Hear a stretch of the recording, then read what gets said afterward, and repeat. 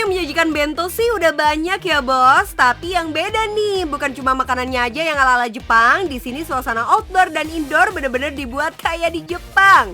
Restoran ala Jepang di daerah Pamoyanan Bogor ini letaknya di dalam komplek perumahan. Tapi yang datang ada aja tuh bos. Pak Tony si pemilik resto udah sukses jadi pengusaha bento selama 20 tahun. Terus ngapain ya bos repot-repot bikin konsep resto begini? Semua gara-gara pandemi. Saat beberapa outlet harus tutup, Pak Tony putar otak supaya bisnisnya tetap bertahan. Kalau kita diam saja, kita akan terbawa habis kita. Ya, makanya itu bilang, saya harus inovasi. Saya harus bangun itu inovasi dan bangun apa nih? Saya memanfaatkan tempat saya yang dipikir orang mungkin dari saudara saya atau keluarga tadinya nggak yakin, tapi saya orangnya gitu. Saya selalu ulet dan yakin dan mau mencoba.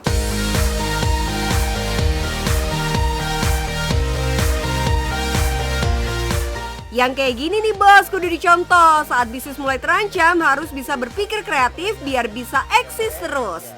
Soal bisnis, Pak Tony sih udah banyak makan asam garam. Pasti nggak ada yang nyangka deh, resto Jepang yang sudah buka cabang di berbagai kota di Indonesia berawal dari warung tenda di pinggir jalan. Tahun 99, Pak Tony mengawali usahanya dari modal uang 9 juta rupiah. Tahun segitu nggak banyak tuh resto atau warung yang menyajikan menu bento. Kalaupun ada, harganya pasti nihil bingit bos. Melihat peluang di dunia perbentoan, Pak Tony memberanikan diri membuat warung tenda yang menyajikan menu bento murah meriah. Trial and error-nya juga nggak gampang nih bos. Pak Tony coba-coba meracik menu bento sampai akhirnya tercipta paket bento 5 ribuan.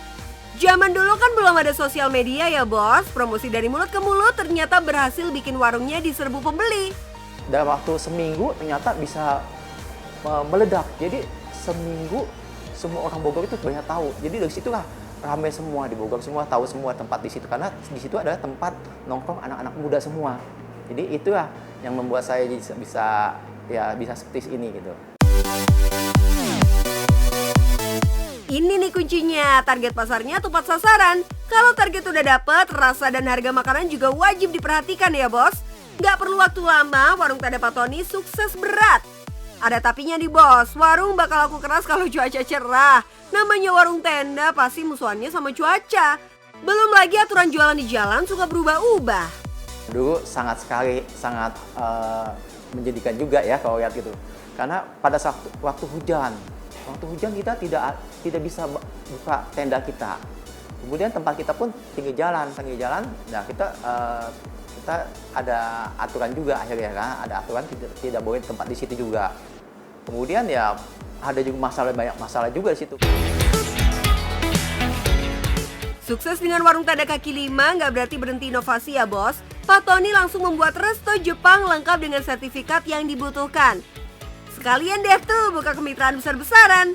Perubahan dari konsep warung kaki lima menjadi resto langsung diterima baik oleh masyarakat. Bukan cuma beli produknya, tapi juga jadi mitra. Selain di Pulau Jawa, resto Jepangnya udah ada di Makassar, Balikpapan, Pontianak, sampai Jayapura.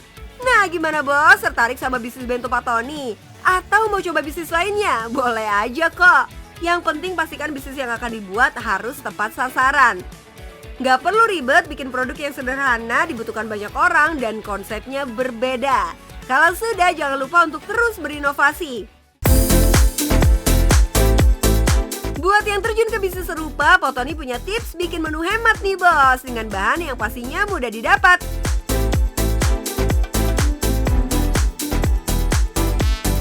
Yang pertama ada menu chicken ball black pepper. Bahan yang perlu disiapkan adalah daun bawang, wortel, buncis, bawang bombay, saus black pepper, chicken black pepper, dan telur. Kita masak dulu telurnya ya. Buat jadi scramble egg, lalu tiriskan. Panaskan minyak, lalu masukkan daging ayam yang sudah dimarinasi dengan bumbu black pepper. Biarkan sampai warnanya berubah jadi kecoklatan. Kalau sudah kayak gini, tinggal tumis daging ayam dengan bumbu black pepper. Tambahkan irisan bawang bombay dan masak sampai harum. Terakhir, tinggal plating di nasi hangat. Masukkan telur, aneka sayuran yang telah dikukus, dan chicken black peppernya. Biar makin kece, tambahkan sedikit irisan daun bawang ya bos. Jadi deh chicken ball black peppernya. Menu ini bisa dijual dengan harga Rp15-Rp20.000 per porsi. Dengan uang Rp100.000 bisa bikin 10 porsi rice ball. Kalau bisa jual 10 porsi rice ball dengan harga Rp15.000 saja, total dapat Rp150.000. Sudah cuan Rp50.000 loh bos. Tinggal perbanyak porsinya aja, pasti makin cuan deh.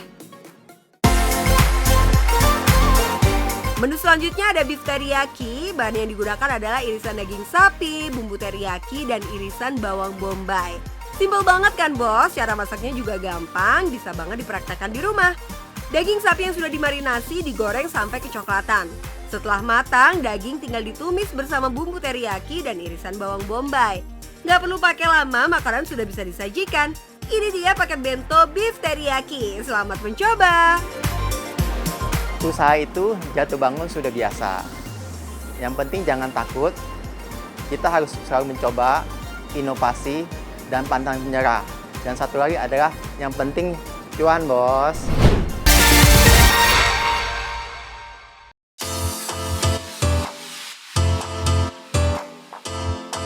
Bosku, siapa yang gak kenal dengan benda berbentuk rangkaian ikatan bulat seperti mawar ini? Biasanya dijual dalam kaleng black.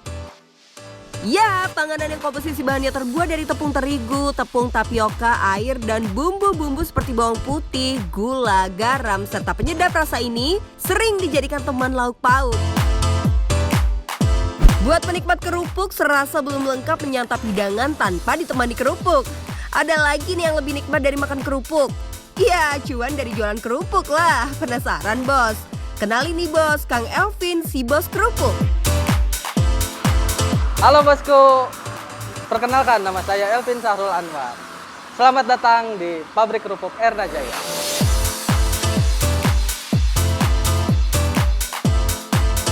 Mau tahu proses pembuatan kerupuknya? Mari kita ikuti.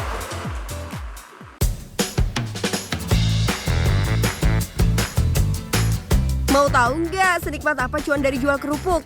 Dalam sehari, produksi kerupuk mencapai hingga 4 kuintal. 1 kuintal 10.000 kerupuk, dikalikan 4 kuintal dalam sehari, 40.000 kerupuk yang dihasilkan. Wah, luar biasa sekali bos.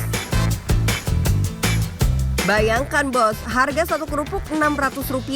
Sedangkan pabrik dalam sehari produksi 40.000 kerupuk, Kang Elvin mempunyai 40 sales yang masing-masing setiap hari membawa kurang lebih 700 kerupuk. Jika terjual semua, Rp600 dikalikan 700 dikali 40, ini baru sehari. Gimana kalau sebulan? Wah, bener-bener cuan bos. Untuk yang gerobak, beca atau rombong disebutnya kalau kita istilahnya tuh, itu punya 30. Kalau yang pakai motor tuh ada 10. Sistem penjualan kita sama pedagang itu sistemnya sistem kemitraan.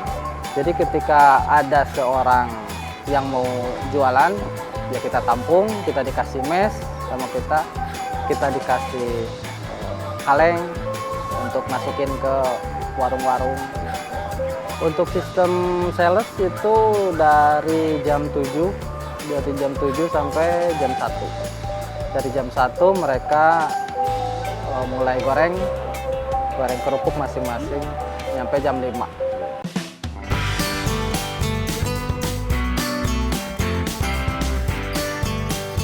Sebelum pandemi, satu sales bisa membawa sampai 1.500 kerupuk dalam sehari. Namun selama pandemi hanya membawa kurang dari 700. Tapi tetap cuan kok.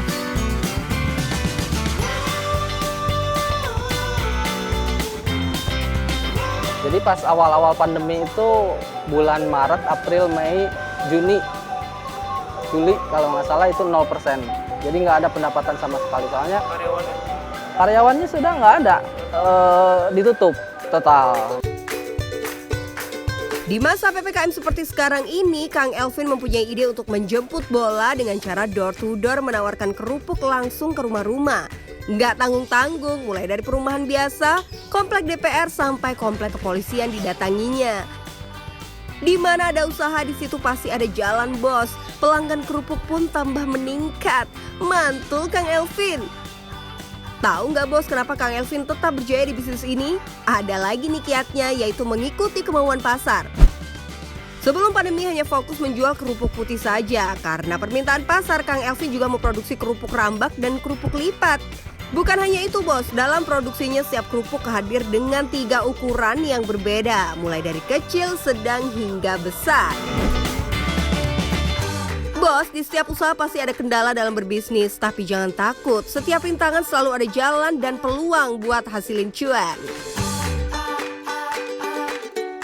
Ketika pagi-pagi udah mulai hujan, itu pedagang tuh nggak bisa keluar. Kalau udah di jalan pun, terus turun hujan, pedagang juga nggak bisa dijual, kerupuknya nggak bisa dijual, gitu. Tapi ketika musim hujan itu permintaan tuh banyak. Produksi kerupuk juga membutuhkan proses penyemuran, jadi permintaan banyak namun kerupuk tidak tersedia. Tapi santuy aja bos, biarpun sudah masuk musim hujan, persediaan kamu dijamin aman. Karena Kang Elvin sudah membuat oven sebagai pengganti penjemuran kerupuk. Jadi proses produksi tetap berjalan normal. Mantul bos. Hari gini masih ada nggak sih bos yang jualan tanpa media sosial? Ada bos, jawabannya bisnis kerupuk ini. Karena sudah menjadi konsekuensi produsen untuk mempertahankan salesnya. Karena nih bos, kalau produsennya aja menawarkan produksinya lewat media sosial, bagaimana dengan nasib salesnya? Alias abang-abang tukang kerupuk yang suka keliling itu loh bos. Kalau saya pakai media sosial atau Gojek gitu ya, nanti bentrok sama pedagang sendiri. Nah bos, sebagai pengusaha wajib untuk bersosialisasi dan berkomunikasi dengan pelaku usaha lainnya. Seperti yang Kang Elvin lakukan bersama paguyuban pengusaha kerupuk. Dukanya tuh pas harga bahan baku naik, gitu aja. Kenaikan minyak goreng ya, karena minyak goreng ini termasuk bahan pokok di kita itu kan sangat menentukan sekali persentasenya. Ini kenaikannya sudah hampir 70% ya. Akibat naiknya harga minyak goreng memaksa para pengusaha memutar otak bagaimana tetap mempertahankan kualitas namun tidak menaikkan harga kerupuk.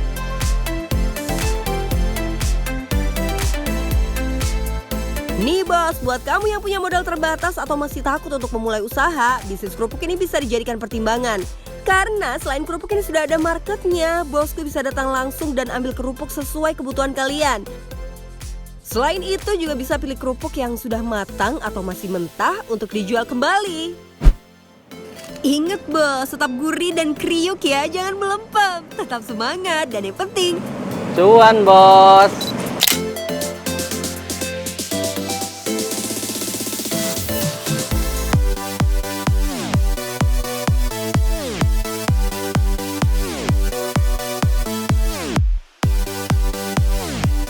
sate usus, ati ampela, sate kulit, sate kerang, tempe, dan tahu bacem. Waduh, jadi lapar ya bos.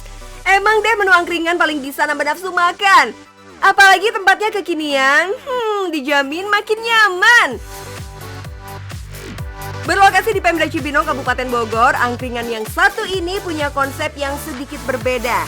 Kalau pada umumnya angkringan berupa warung tenda pinggir jalan, di sini terdapat 2 ruangan lengkap dengan fasilitas yang pastinya asik buat nongkrong bareng teman. Selain tempat, varian menunya juga banyak tuh dan porsinya jumbo-jumbo bingo bos. Kalau soal harga nggak jauh beda ya sama yang biasa, murah meriah, semua gembira, tapi kualitas rasa nggak ada dua. Bayangin aja bos, dalam sebulan mereka bisa melakukan 4.000 transaksi dari jualan kayak ginian aja. Sedangkan sekali transaksi minimal 60-70 ribu rupiah, masuk deh tuh mesin kasir. Berarti dalam sebulan mereka dapat mengantongi cuan hingga 240 juta rupiah. Waduh, seneng deh kalau laris manis kayak gini. Mantap kan bos? Nih kenalin bos-bos di balik kesuksesan angkringan kekinian.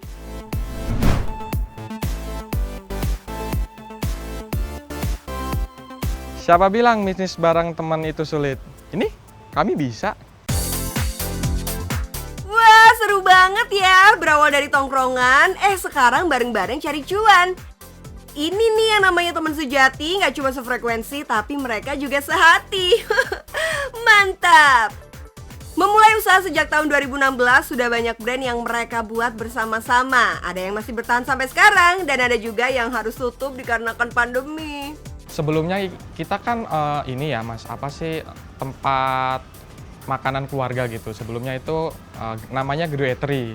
Cuman karena memang pasar kita keluarga, sedangkan pandemi ini orang yang cuman berani keluar itu cuman anak-anak muda gitu. Alhasil kita nih berempat, kita memikirkan tuh gimana ya kita biar ngegait anak muda. Ya udah kita rubah konsep, otomatis kita rubah brand juga gitu.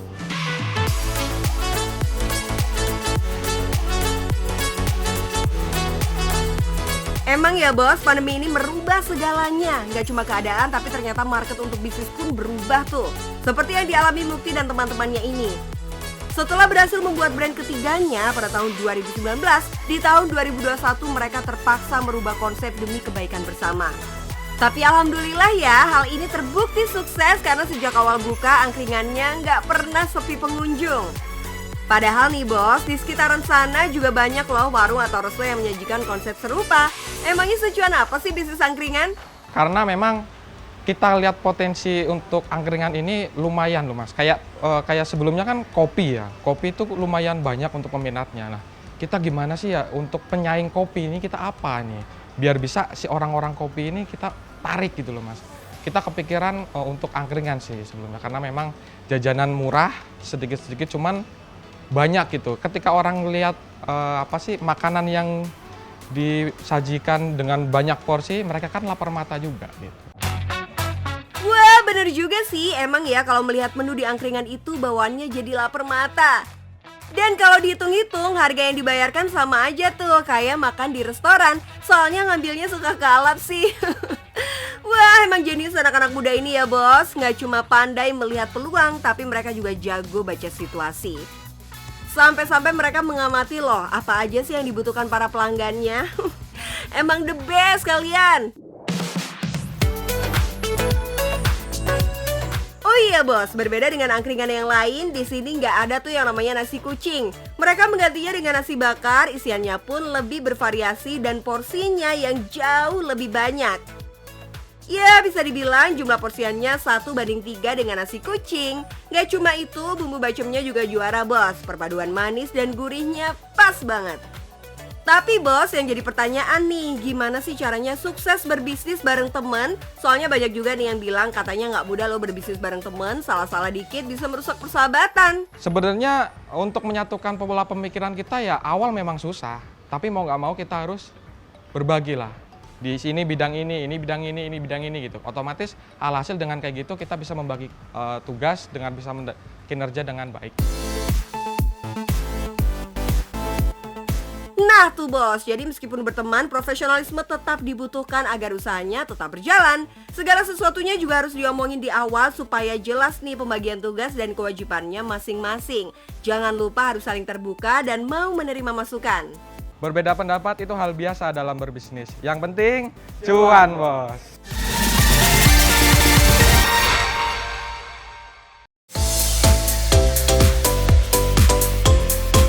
Tipu menipu sering banget nih dialami pebisnis yang baru mulai terjun.